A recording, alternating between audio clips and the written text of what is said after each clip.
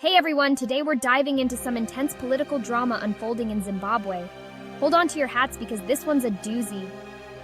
Recently, Ostalo Saziba, a close ally of opposition leader NELSONCHAMISA, made headlines again. This time, it's for walking out of a Workers' Day event after the ZCTU president used a slogan linked to President Mnangagwa. You heard right, folks. A simple slogan was enough to cause quite the stir. Now, the Zanu PF, Zimbabwe's ruling party, did not take kindly to Saziba's exit.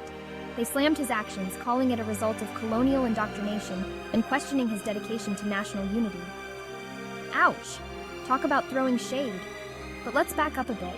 Why did Saziba walk out in the first place?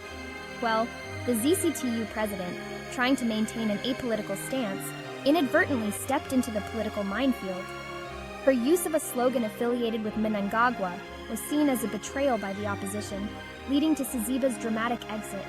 Fast forward, and Saziba's not just walking out of events. He's speaking out, loud and clear. Earlier this week, he blasted the Zanu PF government over the ZIG currency debacle. He said, and I quote, "The ZIG experiment has been a catastrophic failure. An economy simply cannot flourish on propaganda, slogans, and coercion." And he didn't stop there. Saziba went on to describe the ZIG project as a reckless gamble, lacking tangible backing and designed to exploit vulnerable citizens. Heavy words, folks. It seems Zimbabwe's economy is in deeper trouble than we thought. Saziba's criticism points to a larger issue. Zimbabwe's economy is struggling, and according to him, it's because of the government's failure to implement sound policies, accountability, and transparency.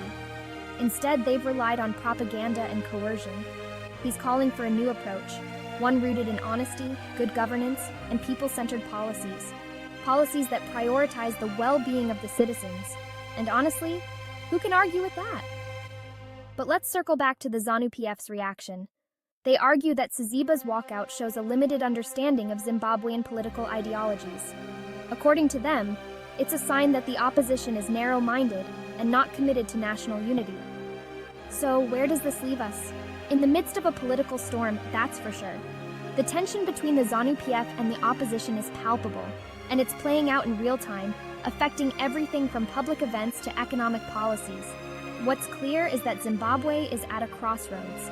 The path forward is uncertain, and the stakes are incredibly high. Will the government take Saziba's criticisms to heart, or will they continue down the same road? Only time will tell. So there you have it, folks.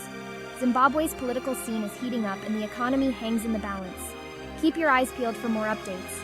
Until next time, stay informed and stay engaged. Thanks for watching, and don't forget to like, share, and subscribe for more content. Catch you later.